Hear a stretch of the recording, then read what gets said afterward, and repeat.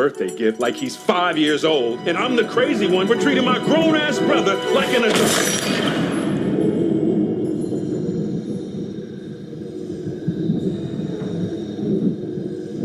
What's up, review crew? We are back with another review, and today we're talking about the Marvel Cinematic Universe, the newest show, Wonder Man.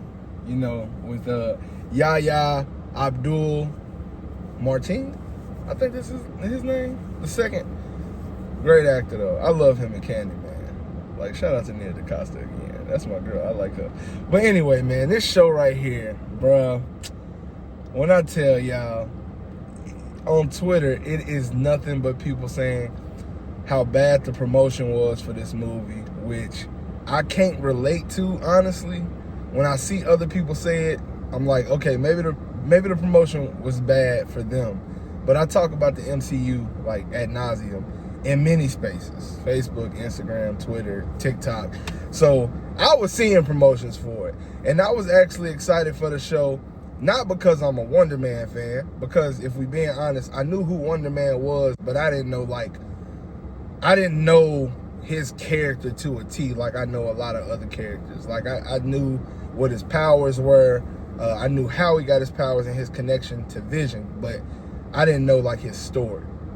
The show was really, really good. Like, I haven't really seen too many people say that it was a bad show. I seen a couple of people, I think they were contrarians. Lowest score I seen was a 5 out of 10 though. And so depending on what type of person that is, a 5 out of 10 don't necessarily say it's a bad show, but it certainly doesn't say it's a good show. It's a good show, man. I give it an 8 out of 10. All right, so for y'all who don't know, Wonder Man is about Simon Williams, who is an actor. Now, in the world of Marvel, a lot of people have superpowers. He is no exception to that.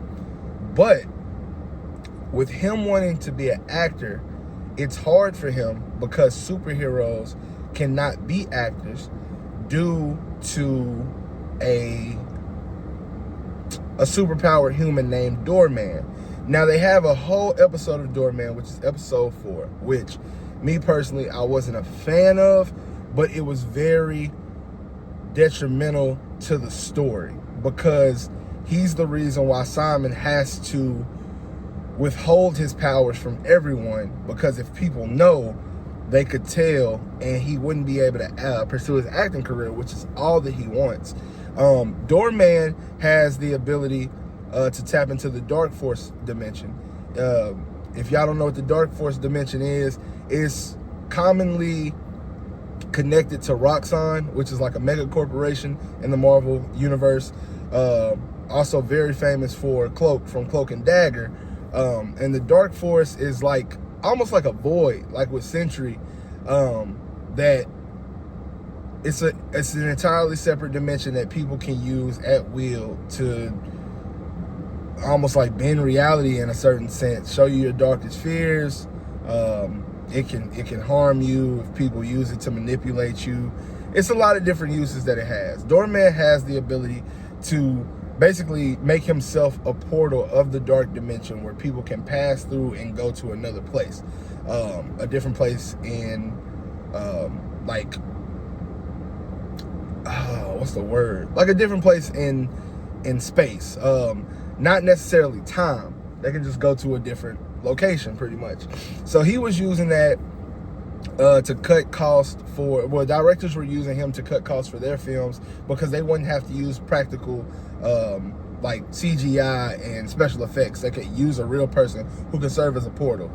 But the more that he uses his powers, the more unstable he gets. So at one point when Josh Gad went inside of him for a movie, he ended up throwing up, and what I think he threw up the remnants of Josh Gad going into his stomach, which is where his Dark Force portal was. When he threw up, Josh Gad was lost forever. Which, like I said, I think he threw him up. I think that's what came out of his mouth when he threw up. And they were like, hey, we can't use superpowered humans because shit like this can happen.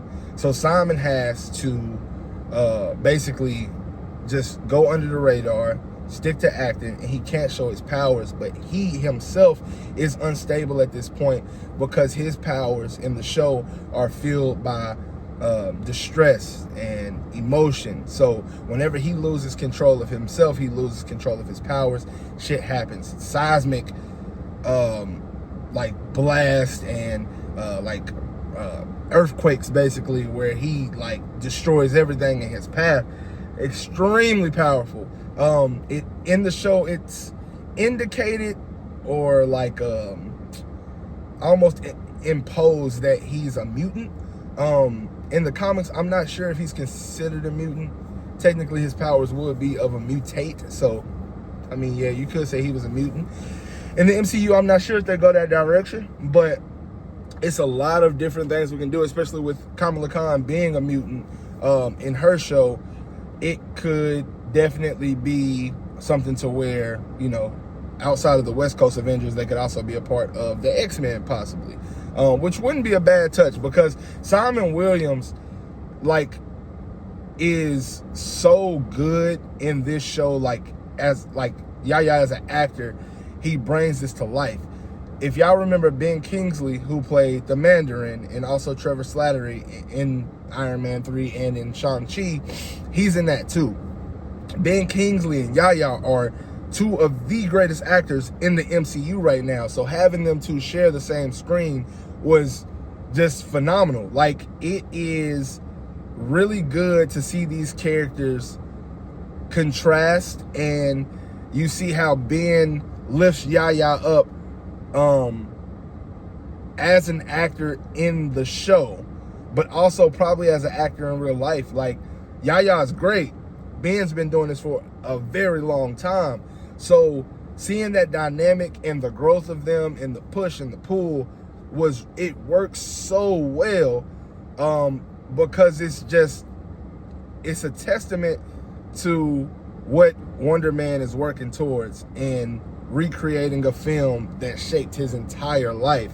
And he could resonate with this character because it's almost implied that he had powers like as a kid, when they have an accident where he's unscathed that he caused, but it's an explosion that he's unharmed from.